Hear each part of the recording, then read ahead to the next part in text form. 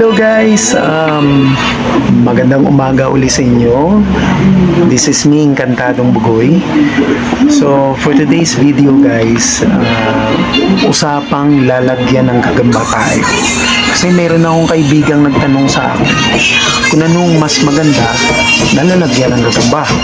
So ngayon, shoutout nga pala sa iyo, Jaira Blasa. Ito yung magandang lalagyan ng gagamba. So guys, ito yung para sa akin mas maganda ang na lalagyan ng gagamba. Syempre transparent guys. Ito kasi unang rason ko kasi nakikita ko yung mga gagamba sa loob So nakikita ko kung malaki sila, kung maliit. Nakikita ko yung mga kondisyon nila, kung maganda ba ang kondisyon nila or baka nangihina na sila. So yun, mas maagapan ko. So yun ang unang rason kung bakit gusto kong transparent. Pangalawa, pag nagpapakain ako ng gagamba, syempre ito, nabubuksan ko yan isa-isa. So meaning hindi ako nahihirapan magpakain ng gagamba kasi iniisa-isa ko So habang nagpapakain ako, hindi ako nag-worry ng iba baka tumalon, alabas. Hindi tulad sa kaha na to guys. Ito kasi yung ginagamit ko noon. Ito. Yan. Kasi marami akong gagamba dito noon. Pag nagpapakain ako, binubuksan ko to guys. Iniisa-isa ko. So nagkataon, lumabas yung isang gagamba. At yun, yung iba na sumunod din, nagsiglabasan. Ngayon nataranta ako. Yung iba nakawala. Kaya ngayon pinalitan ko, hindi ko na ginagamit to. So ito na yung ginagamit ko. Yan. Kasi pag nagpakain ako, pakakainin ko yung isa, bubuksan ko lang, tapos isasara ko agad. Hindi na ako nahihirapan. At saka pag nagpapaaraw ako ng gagamba, kasi transparent naman, ilalagay ko lang yan sa sikat ng araw.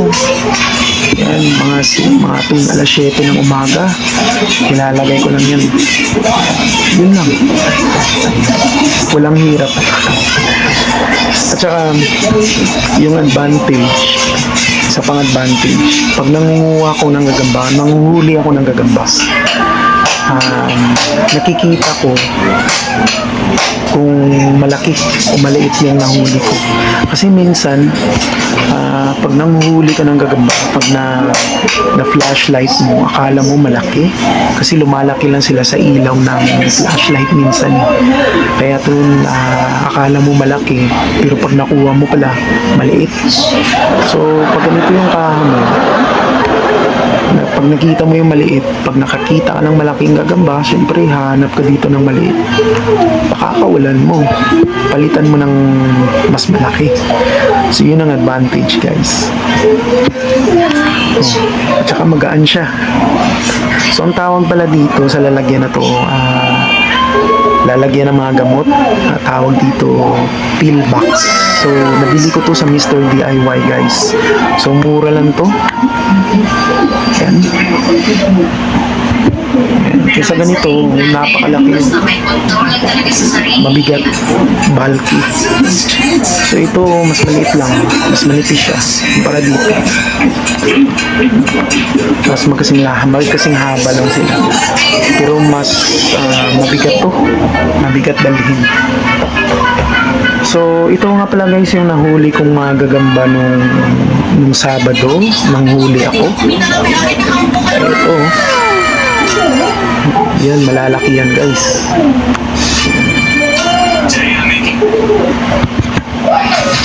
Ito pa puno lahat yan. Ito marami pa ako dito. Yan. Puno lahat yan. Yan. So 8 piraso ang laman nito. So, isa, dalawa, tatlo, apat, lima, anim. So, 48 pieces plus 14 pieces. So, 14 pieces yung laman nito. So, magkano lahat? 14, 48. So, mga 65. So, Oh shit, not good.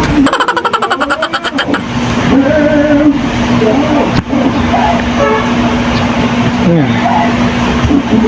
Mga 60 plus. So, sorry, hindi ako magaling sa mathematics, ha.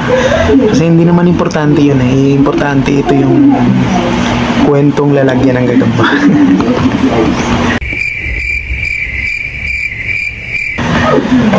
So, namimili ako ngayon kung sinong ilalaban ko sa susunod na vlog ko.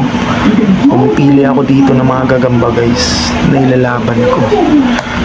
So, sa mga gagamba ko pala, guys, hindi ako gumagamit ng G-load, hindi ako gumagamit ng gamot.